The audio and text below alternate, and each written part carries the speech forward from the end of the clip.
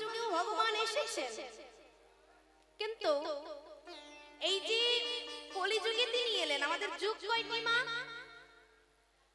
চারটি, সত্য, ত্রেতা, দ্বাপর, কলি।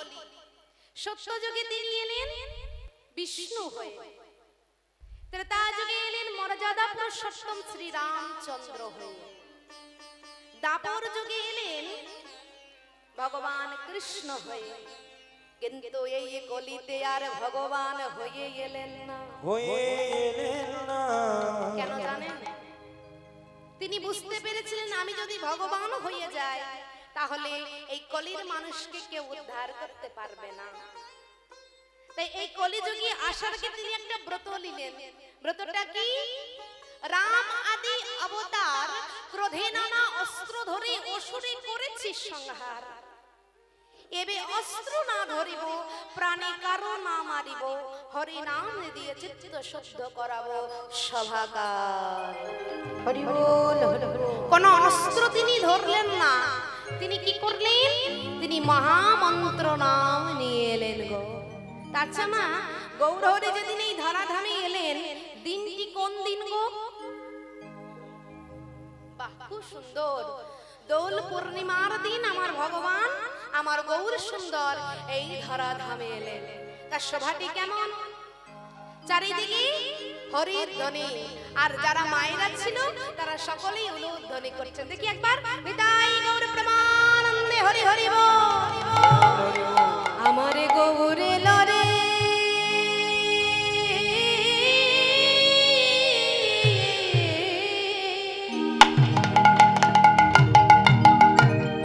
ওই সোনার নদিয়ায়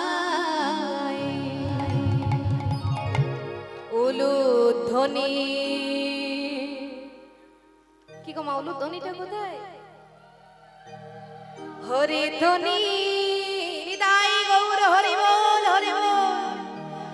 শব্দ শোনা যায় আমাদের গৌরে লরে। করতালি আমাদের গৌরে লরে, সোনার নদিয়ায় হরি ধ্বনি উলুধ্বনি, শব্দ শোনা যায় আমাদের গৌরে লরে। আমাদের গৌরে লরে, সোনার নদিয়ায় উলুধ্বনি হরি ধ্বনি, শব্দ শোনা যায় আমাদের গৌরে লরে। আমাদের গৌরে লরে, সোনার নদিয়ায়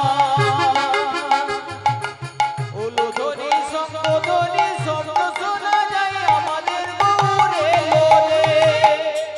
আচ্ছা মা, গৌরহরি কি একাই এসেছিলেন? তার সাথে থাকে তার দাদা। তার দাদার নাম কি গো? হ্যাঁ, নিত্যানন্দ। বাহ। তাই গৌরে লরে সঙ্গে নিতাই লরে, গৌরে লরে সঙ্গে নিতাই লরে, গৌরে লরে সঙ্গে নিতাই লরে। আমার গৌরে লরে সঙ্গে নিতাই লরে, গৌরে লরে সঙ্গে নিতাই লরে, গৌরে লরে সঙ্গে নিতাই লরে। ওই না গৌরে লরে সঙ্গে নিতাই লরে।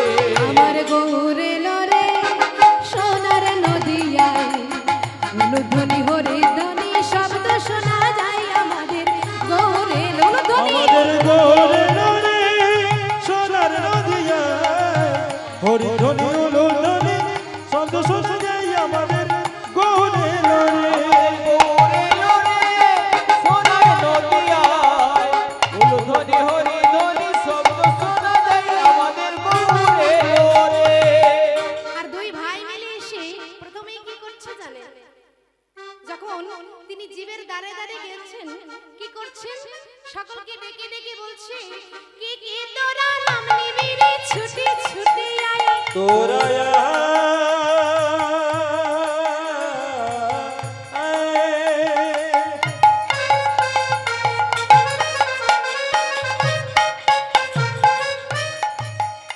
কে কে নাম নিবি, ছুটে আয়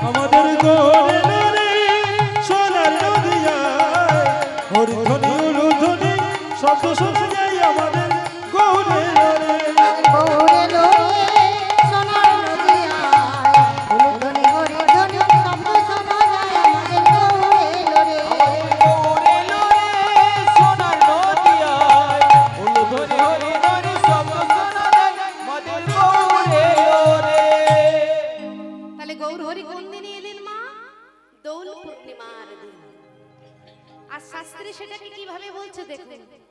আজ ফাল্গুন পূর্ণিমা তিথি নক্ষত্র ফাল্গুনি, ফাল্গুনি নক্ষত্র তিথি নক্ষত্র রজনী।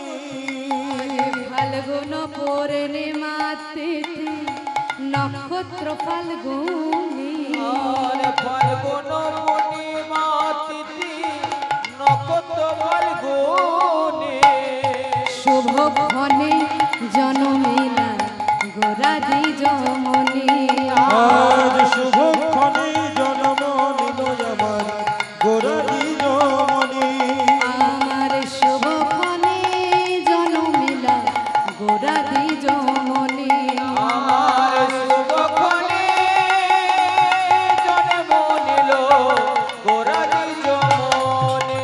আমার গোরাদি যমনি, আমার গোরাদি যমনি, আমার গোরাদি যমনি, আমার গোরাদি যমনী। ওই শুভক্ষণে জনমিলা গোরাদি যমনি, আমার শুভক্ষণে জনমিলা গোরাদি যমনি, ওই শুভক্ষণে জনমিলা গোরাদি যমনি। আজ শুভক্ষণে জন্ম নিল গোরাদি যমনী।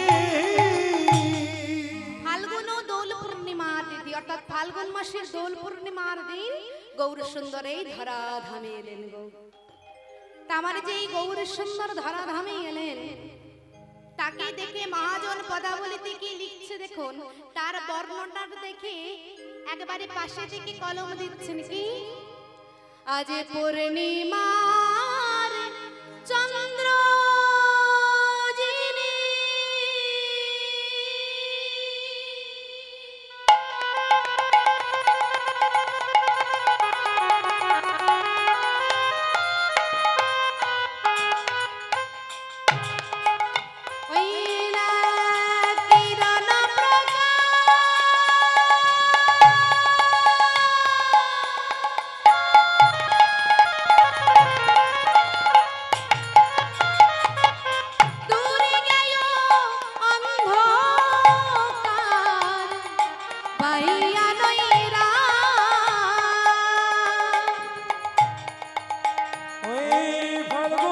পূর্ণিমা তিথি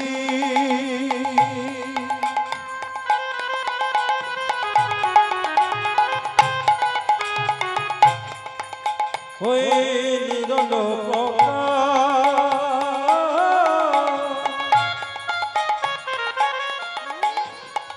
দূরে গেল অন্ধকার বেল ওই ধরাই চাঁদে উদয় হলো, আজে উদয় হলো। ওই ধরাই চাঁদের উদয় হলো, ওই ধরাই জানে উদয় হলো একবার প্রেমানন্দে হরি বলো, ধরাই চাঁদে উদয় হলো একবার মদন ভরে হরি বলো, ধরাই জানে উদয় হলো দূরে গেল অন্ধকার পাইয়া নৈরা,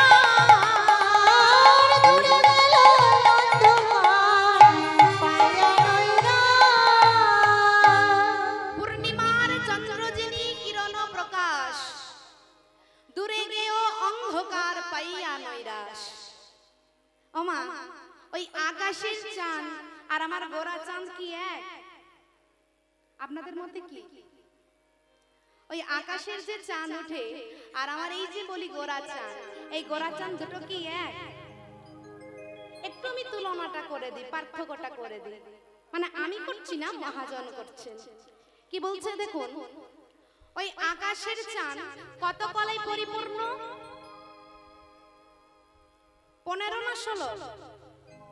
16 নয় মা, 16 কলা ছিল, কিন্তু সে কি করেছিল গো? সেই চন্দ্রদেব কলঙ্কিত হয়েছিল কেন জানেন? এই চন্দ্রদেবের গুরুদেব ছিল, সকল দেবতাদের গুরুদেব হলো দেবগুরু বৃহস্পতি, আর ওই বৃহস্পতির স্ত্রী মানে হলো কি সব দেবতাদের গুরু মা। আর ওই গুরু মাকে ওই চন্দ্রদেব সতীত্ব নষ্ট করতে গিয়েছিল, যার জন্য চন্দ্রদেব হয়ে গেল কলঙ্কিত। তো এবার যখন কলঙ্কিত হলো, ওই দেবগুরু বৃহস্পতি অভিশাপ দিয়েছিল যে এই যে চন্দ্রদেব তুমি আস্তে আস্তে করে একেবারে ক্ষয় হয়ে যাবে। তো চন্দ্রদেবের যারা স্ত্রী তারা কে জানেন? তারা হলেন মাতা পার্বতীর বোন সম্পর্কে। আর সেই সব স্ত্রী তারা সকলেই গেছিল কার কাছে জানেন? ওই দেবগুরু বৃহস্পতির কাছে, যে আমাদের স্বামী যদি এইভাবে আস্তে আস্তে করে ক্ষয় হয়ে যায় তাহলে আমরা কি তাহলে অকালে বিধবা হব? এই বলে যখনই গেছে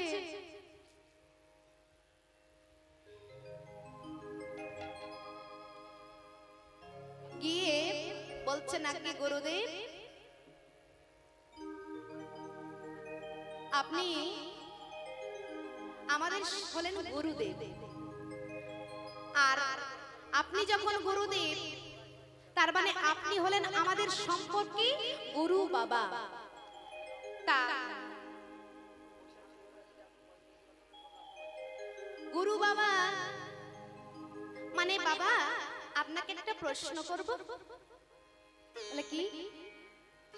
বলে কোন বাবা কি চাই যে তাদের কন্যা বা তার যে মেয়ে বিয়ে হবার পর বিধবা হয়ে যায়? বলে না, কখনো চাই না। বলে তাহলে আপনি যে একটা অভিশাপ দিয়েছেন আমার স্বামী চন্দ্রদেব, সে নাকি আস্তে আস্তে করে ক্ষয় হয়ে যায়।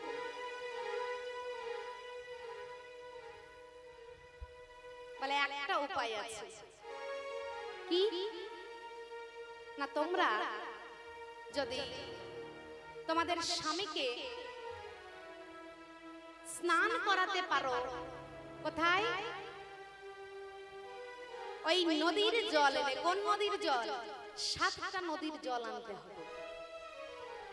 ওই 7টা নদীর জল এনে যদি স্নান করাতে পারো তাহলে এই যে অভিশাপ দিয়েছি এই অভিশাপ থেকে মুক্ত হয়ে যাবে। এবার চাঁদ কিন্তু আস্তে আস্তে করে ক্ষয় হয়ে যাচ্ছে। ক্ষয় হতে হতে হতে হতে এক কলাই ঠেকেছে। আর সেই এক কলাটা নিয়ে গেছে কোথায় জানেন? দেবাদিদেব মহাদেবের কাছে। তাদের সম্পর্কে হচ্ছে জামাই বাবু। লাইজি জামাই বাবু, এই দেখো আমাদের পতি চন্দ্রদেব আস্তে আস্তে করে ক্ষয় হয়ে যাচ্ছে। আর এই এক কলা বেঁচেছে, আর যদি ক্ষয় হয়ে যায় আর তাকে আমরা ফিরিয়ে আনতে পারবো না। তাহলে তাকে বাঁচাবার, তাকে রাখার একটা উপযুক্ত স্থান, সেই স্থানটা কোথায়? দেবাদিদেবদের জটার উপরে। বলে এখানে এই এক কলা চন্দ্রদেবকে আমি রেখে গেলাম। কি করলো না, সেই 7 নদীর জল নিয়ে এসে যেই না স্নান করালেন চন্দ্রদেব, আবার সেই নিজ মূর্তিমান হলেন মা। কিন্তু জানেন সেটা হলো 15 কলা, আর এক কলা রয়ে গেল দেবাদিদেব মহাদেবের মস্তকের উপরে। তাহলে 16 কলা ছিল, কিন্তু হলো 15 কলা। যার জন্য দেখবেন 15 দিন পর পর আমাদের পূর্ণিমা আর অমাবস্যা হয়। তা যেই না সেই গোরা চাঁদ, ওই চাঁদকে দেখেছে আমার মহাজন, কি বলছে যে ওই চাঁদ আকাশের চাঁদ হতে পারে। সে কি করে? রাতের অন্ধকারটা দূর করে দেয়। কিন্তু তার অনেক বিচার আছে, অনেক কলঙ্ক আছে। কিন্তু আমার এই যে গোরা চাঁদ, এই গোরা চাঁদের কোনো কলঙ্ক নেই, কোনো বিচার নেই, সব পক্ষেই যেন সমানভাবে উদয়। তো এই যে আমার গোরা চাঁদ, আকাশের চাঁদ কি করছে? রাতের অন্ধকার দূর করছে। কিন্তু একবার ভেবে দেখবেন তো, আকাশের চাঁদ যেখানে দেখবেন খুব অন্ধকার, অর্থাৎ দরজা জানালা বন্ধ করে বাড়ির মধ্যে যখন থাকবেন সেখানে চাঁদের আলো প্রবেশ করবে মা? করবে না। কোন একটা গভীর বন, চারিদিকে গাছ আছে, সেখানে চাঁদের আলো প্রবেশ করবে? করবে না। কিন্তু আমার গোরা চাঁদ যদি কোন ভক্তের হৃদয় আকাশে একবার উদয় হতে পারে, উদয় হতে পারে, তার ত্রিতাপে জ্বালা নিবারণ করে দেয় গো, করে দে গো। ত্রিতাপ জ্বালা কি গো মা? যে জ্বালায় আমরা প্রতিনিয়ত জ্বলছি, কি বলুন তো? এই যে সকাল থেকে রাত্রি পর্যন্ত আমার আমার আমার আমার বাড়ি, আমার গাড়ি, আমার টাকা, আমার সন্তান, আমার আমার আমার আমার, এই তো হলো ত্রিতাপ জ্বালা। তিনটে জ্বালা আমাদের একদম সঙ্গে সঙ্গে ঘুরছে, আধ্যাত্মিক, আদি দৈবিক, আদি ভৌতিক। তো আমার গোরা চাঁদ, ওই গোরা চাঁদ যদি কোনো ভক্তের হৃদয় আকাশে, মনির আকাশে একবার উদয় হয়, তার সব জ্বালা নিবারণ করে দেয়। কিন্তু এমনি এমনি কি উদয় হবে মা? আমার ভগবান সব থেকে কি বেশি ভালোবাসে বলুন তো? কি গো মা, তাকে আপনারা কি সেবা দেন? বাড়িতে যে ভগবানের বিগ্রহ আছে, চিত্রপট আছে, সকালবেলায় তো সেবা দেন। কি সেবা দেন? হ্যাঁ, নকুল দানা কি দেন মা? মানে কিছু কিছু মা দেয়, সবাই দেয় না। এখন যে উঠেছে বাবা নকুল দানা, তো নয় যেন নকল দানা। আচ্ছা একবার ভেবে দেখেছেন, আমরা সকাল থেকে রাত্রি পর্যন্ত এত কিছু খাচ্ছি, আর ভগবানের ওই দুটো নকুল দানাতে পেট ভরে যাবে? তারা তো খিদে পায়। কিন্তু তাছাড়াও আমার ভগবান একটা জিনিস খুব বেশি পছন্দ করে, কি জানেন? কি বলুন তো? কি? আমার ভগবান দুটি জিনিস ভক্তের পছন্দ করেন, তার মধ্যে একটা প্রিয়, একটা অপ্রিয়। কোন ভক্ত যদি অহংকার করে সেটা ভগবান সহ্য করেন না, আর কোন ভক্ত যদি কেঁদে কেঁদে একবার ডাকে, আমার ভগবান থাকতে পারেন না। তাই কোন ভক্ত যদি কাঁদতে কাঁদতে আমার গৌর চরণে দুপোটা নয়ন বাড়ি বরিশন করে দেয় গো, আমার ভগবান তার হয়ে যায়। আর সেদিন এই হৃদয় আকাশে উদিত হয়ে এই যে জ্বালায় আমরা জ্বলছি, সব জ্বালা দূরে করে দেয়। কিন্তু জানেন আমাদের অবস্থাটা কেমন? ওই রাম ভক্ত তুলসীদাস কলম দিয়ে গেছেন গো মা, কি জানেন? सच कहे तो मरे लट्ठा झूठ जगत बुलाए, गोरस गली गली फिरी सुरा बैठलो बिकाए। সত্যি কথা বললেই বিপদ, আর সৎ পথে চললেই বিপদ। কি মাতাই তো? মিথ্যাই জগৎটাকে ছেয়ে রেখেছে, ঝুঠে জগৎ ভুলায়। আরো কি বলছি? গোরস। এখানে গোয়ালা কেউ আছেন নাকি? গোয়ালা আছেন? আমার দলেও আছে। আচ্ছা গোরস মানে কি বাবা? গোরস, গোরস মানে হলো গরুর দুগ্ধ। জানারা গোয়ালা হয়, এখন দেখা যায় কিনা জানি না, আগে প্রায়শই দেখা যেত। কাঁধে করে দুধের বাঁক নিয়ে বাড়ি বাড়ি হেঁটে বেড়াই, দুধ আছে দুধ নেবে গো। আচ্ছা বলুন দেখি মা, সেই দুধ আমরা কজনে কিনে খাই? খুব কম মানুষ আছে আমরা দুগ্ধ কিনে খাই। কিন্তু কোন ব্যক্তি, কোন মানুষ যদি সুরা, সুরা মানে কি? মদ। কোন ব্যক্তি যদি পাহাড়ের গুহায় বসে বসে মদ বিক্রয় করে, তাকে কি বাড়ি বাড়ি আসতে হয় মা? সেখানে দলে দলে হরি বল, এটাই গৌর হরি বল। এটা হলো কলিযুগের দশা। কিন্তু জানেন এটা কলিযুগে লেখা হচ্ছে না, এটা লেখা হচ্ছে ত্রেতা যুগে রাম ভক্ত তুলসীদাস লিখছেন। তিনি বুঝতে পেরেছেন কলিযুগের অবস্থা। আরো কি বলছে জানেন? गाभी को दही कुत्ता को पाले बाछड़ी रह जाए भुकाए, संबंध को अच्छा खिलाए लेकिन बाप रह जाए भुकाए। गाभी को दही कुत्ता को पाले, মানে গাভীর দুগ্ধটাকে আমরা বাড়িতে যখন দহন করি ওই বাছুরিটাকে অনাহারে রেখে দিই,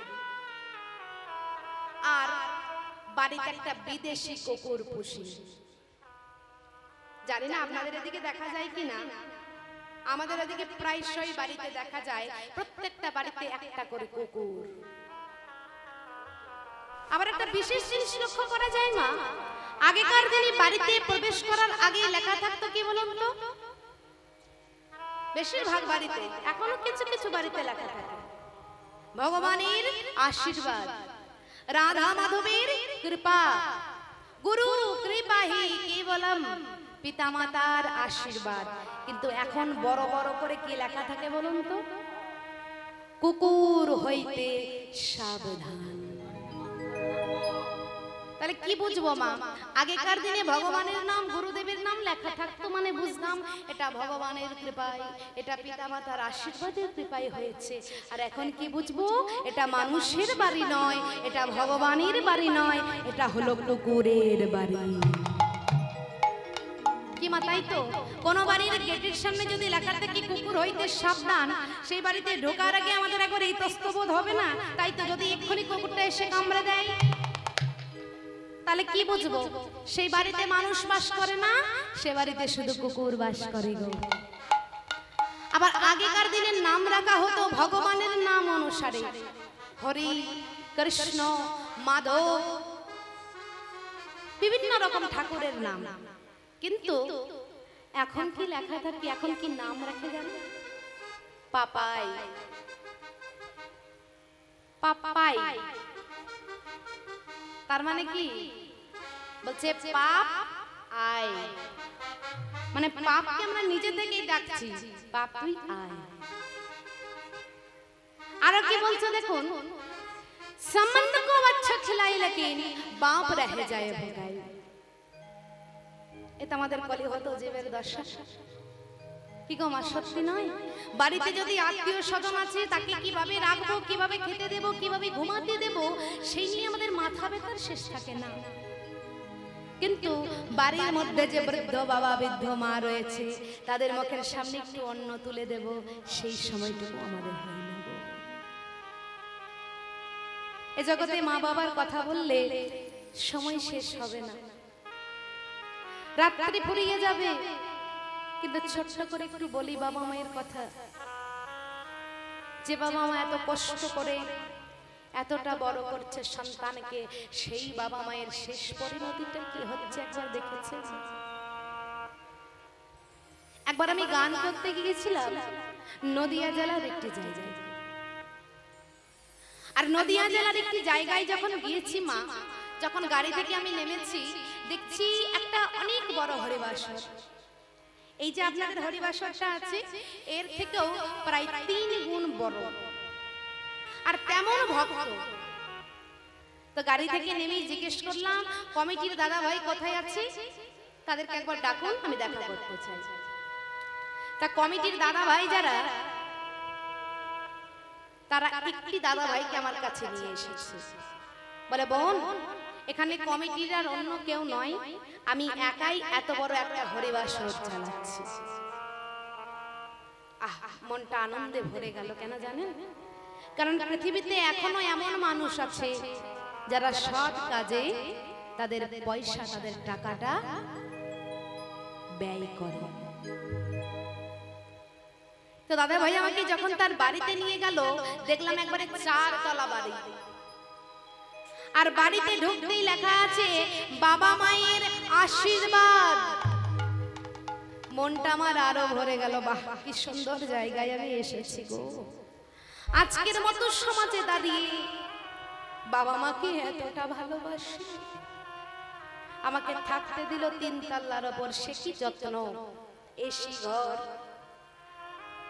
ভালো ভালো খাবার। এবার আসর দিয়েছে, নিতাই গৌর প্রমানন্দে হরি হরি বল, হরি বল, হরি বল। আসর দিয়েছে 7টা থেকে, এবার দলের সবাই তৈরি হয়ে চলে গেছে, আর আমি আর আমার বাবা দুজনে আছি। এবার আমি আর বাবা যখন দুজনে আছি, সেই দাদা ভাই আমাকে নিতে এসেছে। দাদা ভাই যখন এসেছে, মা একটু মন দিয়ে শুনুন, একটু মন দিয়ে, গল্প নয়, আমার সঙ্গে গল্প করবেন। আমি সকালবেলায় আসবো আপনাদের বাড়ি, কেমন? তা যেই না দাদা ভাইকে বললাম, ও দাদা ভাই, যে মা আপনার মতো সন্তানের জন্ম দিয়েছে, সেই মাকে আমি একবার দর্শন করতে চাই। কিন্তু জানেন মা, এই কথাটা বলতেই দাদা ভাইয়ের মুখটা যেন একেবারে চুপসে গেল। ও দাদা ভাই, মাকে দেখাবেন না? ও বোন, এখনই দেখা করবে, পরে দেখা করলে হয় না? না দাদা ভাই, আমি তো আসরে যাচ্ছি, আসরে যাবার আগে একবার মায়ের চরণ ধুলি নিয়ে যাব। বলে বেশ। সেই 3 তলা থেকে আমায় নিয়ে এলো একেবারে নিচের তলায়, কোথাও মা নেই। আর নেমে এসে আমাকে নিয়ে যাচ্ছে বাড়ির পেছনের দিকে। চিন্তা করলাম, পেছনের দিকে নিয়ে যাচ্ছে কেন রে বাবা? ফোনের টর্চটা জ্বেলে পেছনের দিকে যখন যাচ্ছি, প্রথমেই দাদা ভাই প্রবেশ করলো কোথায় জানেন? একটা গোয়াল ঘরে। হরি বল, ভেতরটা যেন একেবারে কেঁপে উঠলো। প্রেমানন্দে নিতাই গৌর হরি বল, হরি বল, হরি বল। এই দাদা ভাই আবার গোয়াল ঘরে প্রবেশ করছে কেন? বোন এসো। যখন সেই গোয়াল ঘরের মধ্যে প্রবেশ করছি, মা সেই দৃশ্যটা দেখে আমার মাথার উপর যেন একটা আকাশ ভেঙে পড়ল। কি দেখলাম জানেন? সেই গোয়াল ঘরের মধ্যে একদিকে আছে গরু বাছুর, আর একদিকে একটা ভাঙা খাটের ওপর ছেঁড়া মশারি টাঙানো, সেই খাটের ওপর শুয়ে আছে মা।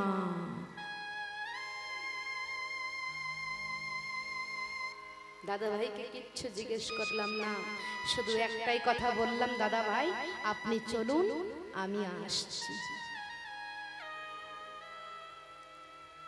আর যেমনই সেই মশারিটাকে একটু করে তুলেছি, দাদা ভাই কিন্তু বলে চলে গেল, মা যে কীর্তনিয়া গান করতে এসেছে সে তোমার সঙ্গে একবার দেখা করতে চায়।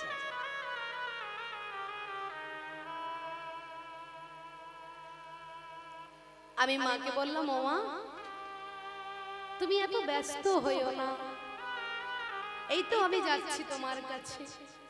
মশারিটাকে উঠিয়ে মায়ের চরণ দুটো ধরে প্রণাম করলাম। জিজ্ঞেস করলাম, মা ভালো আছো? মা বললো, হ্যাঁ মা ভালো আছি। কেন জানেন? এই মা ডাকটা কিন্তু খুব ছোট ডাক, কিন্তু এই মা ডাকটার মধ্যে আমার ভগবান এমন সুধা দিয়েছে, এমন মধু দিয়েছে, যে এই মা ডাকটা ডাকার সঙ্গে সঙ্গে এই হৃদয়টা একেবারে জড়িয়ে যায়। জানি না মায়ের বদনে কে মধু মাখানো আছে, মায়ের বদনে কি সুধা মাখানো আছে।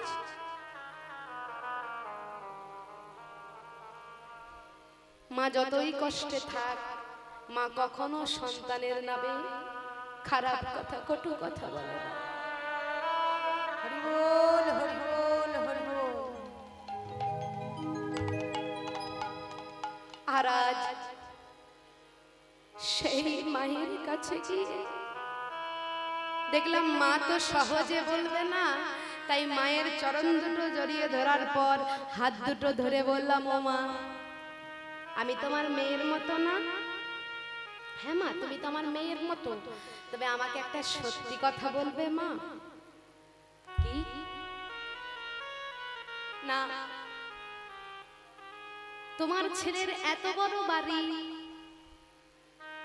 এত বড় একটা হরিবাসর নিজের টাকায় চালাচ্ছে, বাড়িতে ঢুকতে না ঢুকতেই লেখা আছে বাবা মায়ের আশীর্বাদ, আর সেই মায়ের জায়গায় গোয়াল ঘরে কেন মা? মা আমার অজোর জোরে দুটো নয়ন বেয়ে কাঁদছে। যেমনই কাঁদছে মাকে বুকের মধ্যে জড়িয়ে ধরলাম। ও মা শান্ত হও। মায়ের চোখের জলটা মুছিয়ে দিয়ে মা আবার শুরু করলো তার কথা বলার। জানো মা, আজ থেকে, আজ আমার সন্তানের বয়স 30 বছর। আজ থেকে প্রায় 28 থেকে 29 বছর পূর্বে যখন আমার ছেলের বয়স মাত্র 1 বছর, সেই সময় আমার স্বামী ইহলোক থেকে পরলোক চলে গেল। আর যেমনই পরলোক চলে গেল, যারা আমার বাপের বাড়ির লোক, যারা আমার বাড়ির আত্মীয় স্বজন, তারা আমাকে এসে কি বললো জানো? আমি বললাম কি বললো মা? আমাকে সবাই মিলে জোর করে বলল, মারে শোন, তোকে একটা ভালো ছেলে দেখে বিয়ে দিচ্ছি, তুই একটা কাজ কর, তোর এই যে 1 বছরের ছেলে, এই ছেলেটাকে তুই অনাথ আশ্রমে রেখে দে। কিন্তু জানো মা, সেদিন আমি কারো কথা তোয়াক্কা না করে, কারো কথা একবারের জন্য না ভেবে, আমার নিজের ভবিষ্যৎ না ভেবে, শুধু একটাই কথা বলেছিলাম, আমি পারবো না। যে আমার দুধের শিশু, যাকে না খাওয়ালে সে খেতে পারে না, যাকে না ঘুম পাড়ালে তার ঘুম আসে না, যাকে কোলে করে না তুলে নিলে সে আমার কাছে আসতে পারে না, যাকে ভূমিষ্ঠ হওয়ার আগে আমি প্রায় এত যন্ত্রণা সহ্য করেছি, আর সেই আমার সন্তানকে কি আমি অনাথ আশ্রমে রেখে আসবো? পারবো না, আমি পারবো না। সেদিন আমার বাপের বাড়ির যারা মানুষ আমার সঙ্গে সব সম্পর্ক ছিন্ন করলো। শ্বশুর বাড়ির কেউ আমার সঙ্গে ভালো করে কথা বলে না, তবে আমার স্বামীর কিছু সম্পত্তি ছিল, আর সেই সম্পত্তিগুলো আমি বন্ধক দিলাম। ছেলেটা আস্তে আস্তে বড় হলো, একটা ভালো স্কুলে ভর্তি করলাম। স্কুল থেকে স্কুল পাশ করে যখন বার হলো, একটা ভালো কলেজে ভর্তি হলো। কলেজ পড়া শেষ হয়ে একটা ভালো চাকরির খোঁজ এলো, আর সেই চাকরির খোঁজে গিয়ে আমার সন্তান একটা ভালো চাকরিতে জয়েন করলো। আমার আর আনন্দের সীমা নেই মা। কিন্তু জানো, সুখ আর কতদিন থাকে? যেই না ছেলে একটা ভালো চাকরি পেল, একটা সুন্দরী মেয়ে দেখে বাড়িতে এসে আমাকে একদিন বলছে, ও মা, তোমার কাছে একটা কথা বলবো। বল বাবা। তুমি তো একাই বাড়িতে থাকো, তোমার কত কষ্ট হয় বলো। তা তুমি তুমি যেন একটু ভালোতে থাকতে পারো, তার জন্য আমি একটা মেয়ে পছন্দ করেছি, তুমি কি তার সঙ্গে আমার বিয়ে দেবে? হ্যাঁ বাবা, কেন দেব না? তোর যে জিনিসে খুশি, তুই যেটা পেলে সুখী হবি, আমি তাতেই খুশি বাবা। ধুমধাম করে সন্তানের বিয়ে দিলাম। বৌমা বাড়িতে এলো। প্রথম মাস যখন 1 মাস হলো, বৌমা তো খুব সেবা করে, সময় মতো খাবার এনে দেয়, সময় মতো ঔষধ দিয়ে দেয়, রাত্রিকালে ঘুমাবার আগে তেল দিয়ে দেয় পায়ে। আমি ভাবলাম ওই সন্তানটিকে মানুষ করে আমার এই যে জন্মটা সার্থক হলো। কিন্তু মা, যতদিন যায় ততদিন ওই বৌমার যে ব্যবহার সেটা পাল্টাতে থাকে। যখন 1 বছরের মাথায় বিয়ের 1 বছর পূর্ণ হলো, তার স্বামীকে ডেকে বলছে, ও স্বামী, একটা কথা বলবো। কি বলো? না, দেখো তোমার মায়ের তো খুব বয়স হয়েছে, আর বাড়িতে এত ভালো জিনিসপত্র আছে, তার হাতে লেগে কত জিনিস ভেঙে যায় জানো। আবার বাড়ি থেকে যদি কোথাও যাই, বাড়িটার তালা পর্যন্ত দিয়ে যেতে পাই না। কেন? আর তোমার মা বাড়িতে আছে বলে। আর তোমার মাকে একাই ছেড়ে যেতেও পারি না, কারণ চোর এসে কখন চুরি করে নিয়ে যাবে। তা কি করতে হবে গিন্নি? না, আমি না একটা ভালো, মানে তুমি রাগ করো না যেন আমি বলছি বলে। বলে কি বলো না? আমি না একটা ভালো বৃদ্ধাশ্রমের কথা শুনেছি, সেখানে খুব সুন্দর ব্যবস্থা, সময় মতো খাবার দেয়, ভালো বিছানায় ঘুমাতে দেয়, ভালো রুমের ব্যবস্থাও আছে। তুমি এক কাজ করো না, তোমার মাকে ওই ভালো বৃদ্ধাশ্রমে রেখে এসো। সন্তান প্রথমে বলল, এ কি হয়, মাকে আমি রেখে আসতে পারবো না। কিন্তু বারবার করে যখন স্ত্রী বলল, কি করলো জানেন? ছেলে কিন্তু রাজি হয়ে গেল। বলে বেশ, তুমি যখন বলছো বৃদ্ধাশ্রমটা এত ভালো, তবে সত্যি আমি রেখে আসবো। এই বলে মায়ের কাছে যখন যাবে, মা কিন্তু ওই পর্দার ওপার থেকে সব কথা শুনেছে। আর শুনে ছুটে এসে একেবারে সন্তানের চরণ দুটিতে আছাড় খেয়ে পড়েছে। খোকা, এই খোকা, আমাকে কোথায় পাঠাবি বাবা? ও মা, তোমার জন্য একটা ভালো জায়গার আয়োজন করেছি আমি, যেখানে তুমি খুব ভালো থাকবে মা। কোথায় বাবা? ওই বৃদ্ধাশ্রমে। আই খোকা, আমাকে বৃদ্ধাশ্রমে পাঠাস না রে, ওই বৃদ্ধাশ্রমে আমি থাকতে পারবো না। কেন মা, পারবে না কেন? খোকা রে, যে মুখটা একবার দেখবার জন্য আমি আমার নিজের যেটা ভবিষ্যৎ, নিজের যেটা বর্তমান, সবকিছু ত্যাগ করেছিলাম শুধুমাত্র তোর বদনটা, যেন তোর মুখটা আমি সকাল সন্ধ্যা দেখতে পাই খোকা। আর সেই তুই কিনা আমাকে বৃদ্ধাশ্রমে রেখে আসবি বাবা। জানিস বাবা, আমি তোকে অনাথ আশ্রমে রাখতে দিইনি রে, কারণ তুই আমাকে ছেড়ে থাকতে পারবি না বলে। আর তুই যে আমাকে এইভাবে বৃদ্ধাশ্রমে রেখে আসবো বলছিস, আমি কি তোকে ছেড়ে থাকতে পারবো বাবা?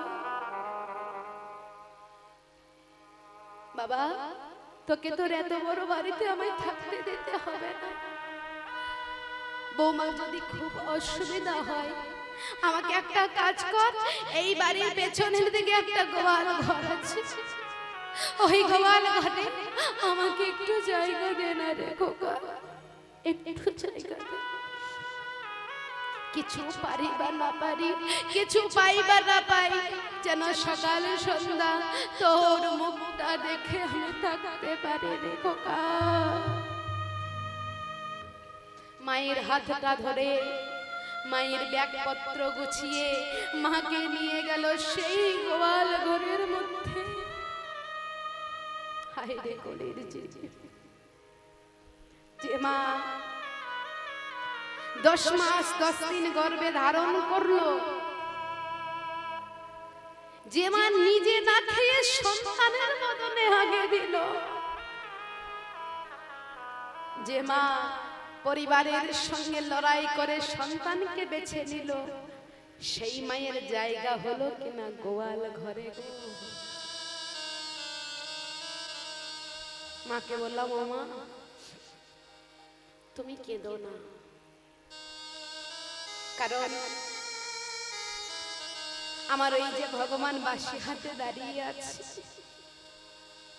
তার বিচার কিন্তু সবার ক্ষেত্রে সমান, কারো ক্ষেত্রে কম নয়, কারো ক্ষেত্রে বেশিও নয়। তুমি খুব শীঘ্রই প্রমাণ পাবে। আচ্ছা মা, তোমার ওই যে ছেলে, তার ছেলে হয়েছে না মেয়ে হয়েছে গো? বলে একটি ছেলে। বলে সেই দিন আগত মা, তুমি শুধু দেখতে থাকো। আর মা আমাকে একটা গোপন কথা বললো, জানো মা, যেটা আমার কাছে খুব দামি জিনিস, আমার স্বামী আমাকে উপহার দিয়েছিল বিয়ের দিন। আমাকে একটা আংটি দিয়েছিল, সেই আংটিটা পর্যন্ত বন্ধক দিয়েছিলাম ছেলের চাকরি যখন জয়েন করেছিল।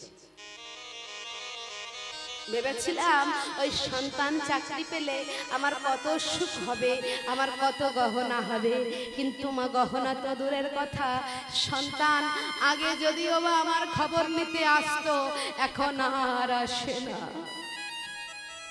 কিন্তু জানো, যখন বাড়ি থেকে বার হয়, আবার যখন বাইরে থেকে বাড়ি ফেরে, তখন ওই ওর মুখটা দেখে আমার শান্তি হয়। একবারও খবর নেই না আমার খাওয়া হয়েছে কিনা। যদি কোনোদিন মনে হয় খাবার দেয়, যদি কোনোদিন মনে না পড়ে, সেদিন আমি অবশ্যই থেকে যাই।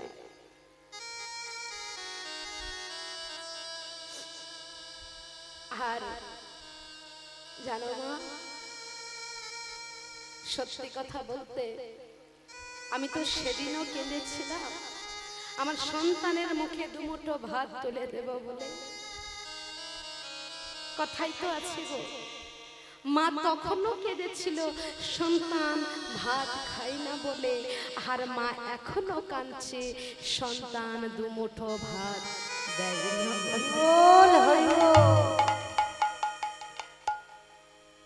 মায়ের চরণ দুটো ধরে বললাম, ও মা, তুমি কেঁদো না। কারণ জানেন মা, এই বাবা মা হলো এমন একটা বটবৃক্ষের ছায়া, যে ছায়ায় যারা যারা আছে একমাত্র তারা বুঝতে পারবে না। যাদের যাদের মাথা থেকে সেই ছায়াটা সরে গেছে, একমাত্র তারাই বুঝবে বাবা মাকে হারিয়ে তারা কি যত্ন হারিয়ে বসেছে।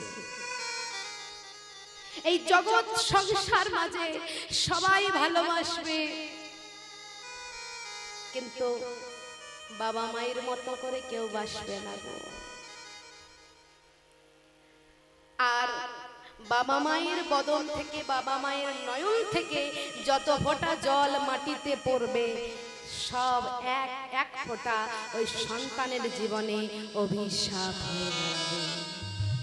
কারণ ভগবান নিজে মুখে বলেছেন, আমি তো নিজে তোদের কাছে আসতে পারলাম না, তাই বাবা আর মা নামক জ্যান্ত ভগবানকে তোদের কাছে পাঠালাম। তোরা তাদের সেবা কর, তাহলেই আমার সেবা হয়ে যাবে। আর বাড়িতে যদি বাবা মা বসে কাঁদে, আমরা যদি ভগবানকে তীর্থে খুঁজতে যাই, সেই তীর্থে আমাদের কোনোদিন পূর্ণ লাভ হবে না, হবে না, হবে না। তাই জানি না এই গ্রামে এমন কেউ আছেন কিনা, বা যারা আসেননি অথচ তাদের গানে আমার ডাক পৌঁছাচ্ছে, আমার এই যে কীর্তনের গান পৌঁছাচ্ছে। চরণ ধরে বলে যায়, দয়া করে বাবা মাকে কেউ কষ্ট দেবেন না গো। আর যাই করুন, ভালো মন্দ খেতে দিতে না পারুন, সময় মতো একটু অন্ন জল দেবেন, তারা তাতেই খুশি হবে। এই যে অবস্থা, এই অবস্থাটা কিন্তু রাম ভক্ত তুলসীদাস তেতা যোগেই বুঝতে পেরেছিলেন গো। তাই বলছে, সম্বন্ধ কো আচ্ছা খিলাই লেকিন বাপ রহে যায় ভুগায়। বাড়িতে অতিথি এলে তাদের আমরা যত্ন করি, কিন্তু বাবা মাকে না খেতে দিয়ে রেখে দিই। নিতাই গৌর প্রেমানন্দে হরি বল, হরি বল, হরি বল। আমার গৌর সুন্দর, তিনি তো বুঝতে পেরেছিলেন এই কলির মানুষের কথা। তাই তিনি কি করলেন, তিনি আর ভগবান না হয়ে এসে ভক্ত হয়ে আগে নিজে করে দেখালেন। আগে নিজে সেবা করলেন বাবা মায়ের, আগে নিজে নাম করলেন, তারপর জগৎবাসীকে বললেন তোমরা নাম করো। তো এই যে আমার গৌর হরি যখন এসে দাঁড়ালেন, মহাজন কি বলছেন গো, আজ নদিয়ায় উদয়গিরি পূর্ণ চন্দ্র গৌর হরি, নদিয়ায় উদয়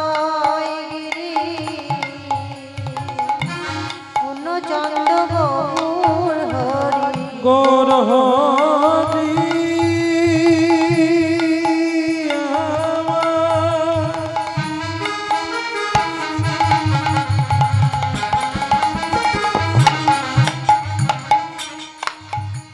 উদয় হল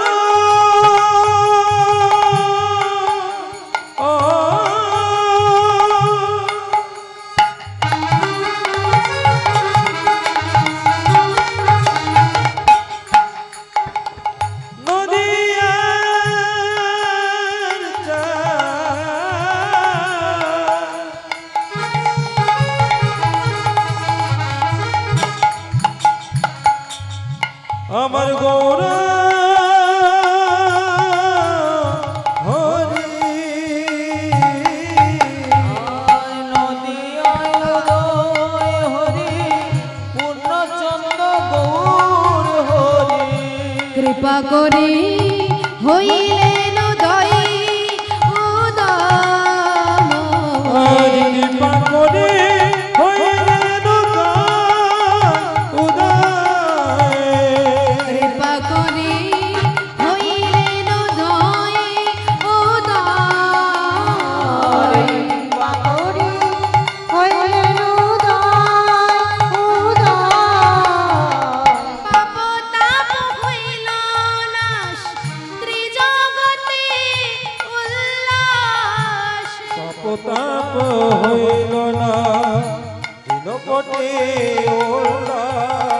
জগৎ ভরে হরে ধনী হয় ধনী হয় জগৎ ভরে হরি ধনী হইল নদিয়া জগৎ ভরে হরি ধনী হয় ধনী হয় জগৎ ভরে ধনী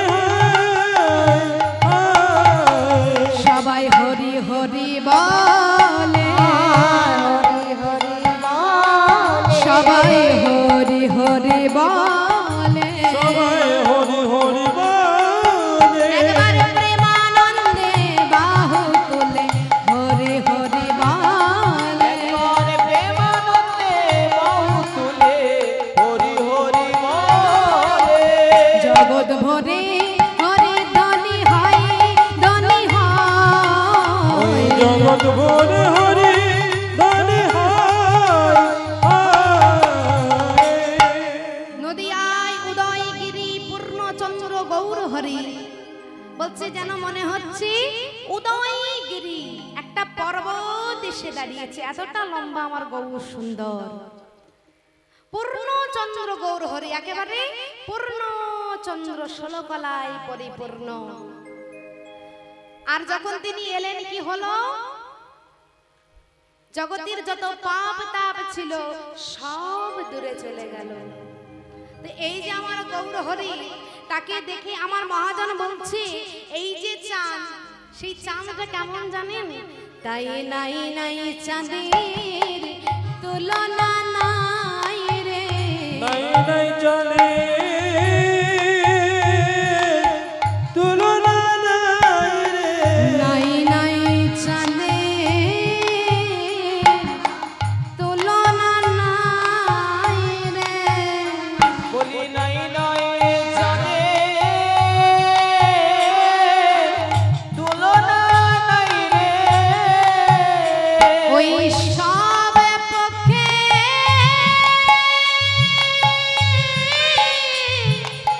সমানে আমার নাই নাই চলে তুলনা নাই রে ওই সব পক্ষে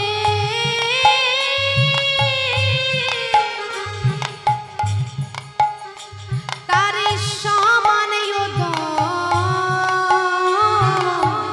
নাই নাই চাঁদের তুলনা নাই রে পক্ষে